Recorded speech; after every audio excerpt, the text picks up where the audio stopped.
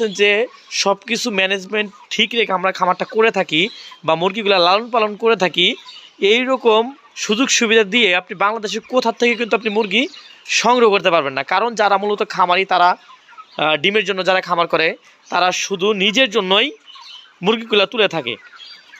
তারা কিন্তু যেমন আমাদের এইখানে যেমন ডিমের মুরগিটা আমরা খাঁচায় তুলে দিছি, আপনি চাইলে কিন্তু এখান থেকে আপনি অন্য কোনো জায়গা থেকে মুরগি নিতে পারবেন না, কারণ এটা শুধু ওনাদের জন্য তৈরি করা।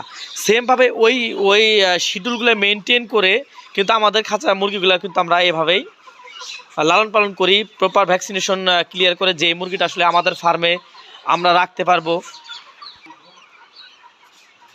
সম্পূর্ণ শিডিউল মেনটেন করে আমরা কিন্তু মুরগিগুলা লালন পালন করে থাকি। যেমন এই মুরগিটা যদি আমাদের বিক্রি না হয়, তাহলে কিন্তু আমরা এখানেই ডিমের জন্য রেখে দেবো।